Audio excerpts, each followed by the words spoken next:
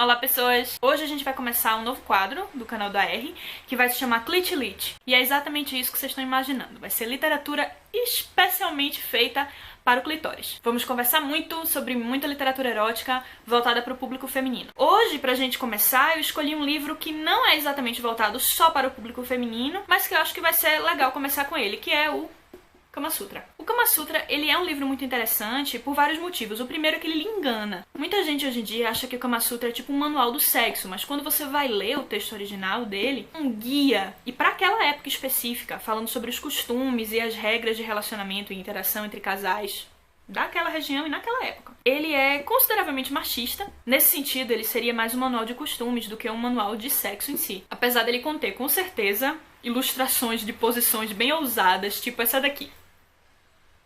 Você toparia experimentar uma dessa? Porque assim, minha perna não faz isso. Ninguém sabe exatamente quando ele foi escrito. As pesquisas falam qualquer coisa entre o século II e o século VI. Uma boa tradução para o significado de Kama Sutra seria como o manual da literatura do desejo, algo assim. O Kama, ele tem muito esse peso de desejo, de amor. E Sutra é um termo que era utilizado para falar exatamente sobre textos mais técnicos. Então, nesse sentido, o Kama Sutra é realmente o manual do sexo, só que não é. Só que não é só isso. O Kama Sutra fala sim sobre sexo, costumes sexuais, posições sexuais, mas ele também fala sobre religião, costumes, hábitos dos cidadãos da época. Então, se você olha por esse outro lado, o Kama Sutra acaba sendo um livro de regras de quase tudo, pra época. Se você não tá entendendo muito bem o que eu quero dizer com o manual de costumes da época, eu vou ler um trechinho pra você. No capítulo 4, ele fala sobre a vida do cidadão. E aí ele diz: o homem que tenha adquirido conhecimentos, que tenha conseguido a sua fortuna através de doação, conquista, aquisição, depósito ou herança de seus antepassados, deverá converter-se em dono de casa e levar a vida de um cidadão. Deve ter uma casa na cidade, ou numa grande aldeia, ou nas vizinhanças de outros homens de posição, ou no lugar que seja frequentado por muita gente. Isso está no Kama Sutra. Se eu tivesse lido esse trecho aleatoriamente de um livro e não tivesse dito pra você qual é, diz pra mim, de verdade, você tinha achado que era de um manual de sexo? É nesse sentido que o Kama Sutra pode enganar o leitor, que pega o texto original pra dar uma lida. O que a gente tem hoje no mercado são muitos livros em livraria que são releituras do Kama Sutra. Então são basicamente manuais de posições sexuais que usam o mesmo nome, mas que não é exatamente o Kama Sutra. Eu falei pra vocês também que o Kama Sutra ele tinha um caráter um pouco machista. Um pouco não, até muito. Quando eu falo a respeito disso, é em relação a trechos assim que eu tô me referindo.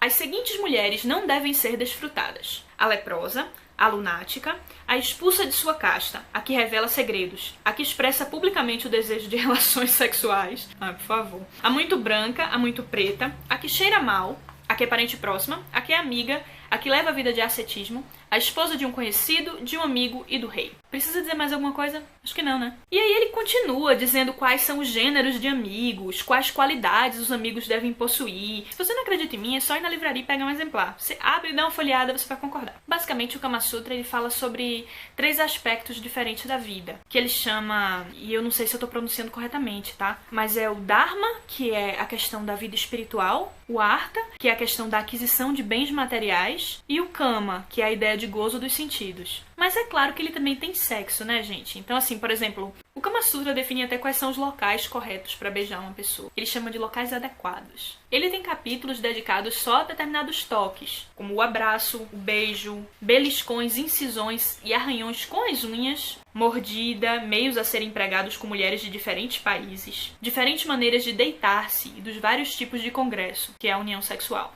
das várias maneiras de bater e dos sons que a elas correspondem. E os nomes que ele dá nessa parte. Leitura de primeira. Das mulheres que desempenham o papel do homem e da atuação do homem, do congresso oral. Lembrando que o congresso é sexo, tá, galera? Então, traduzam. Do modo de iniciar e terminar o congresso, diferentes tipos de congresso e de brigas de amor. Ele é uma leitura muito interessante, mas é importante você saber o que esperar quando for ler, pra você não imaginar que é só safadeza. Não é, tá? Um detalhe interessante sobre o Kama Sutra é o número 64.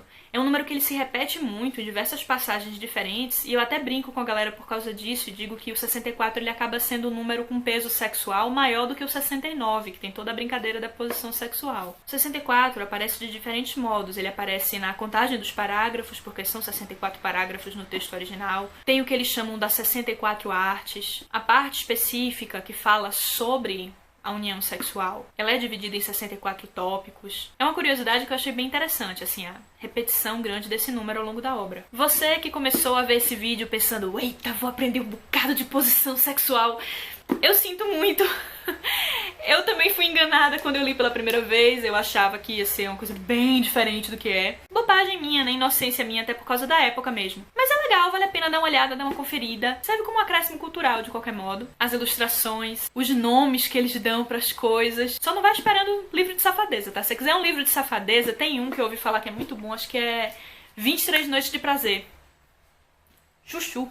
Mas é isso aí, galera. Valeu pela companhia. Lembrando que ainda tá rolando inscrição para sorteio do calendário do Jesse. Quem quiser é só entrar no Facebook, na fanpage do Acesso Restrito, que tá lá todas as instruções. A gente se vê no próximo vídeo. E é isso aí. Como sempre, não se comportem, mas usem camisinha. Muito importante.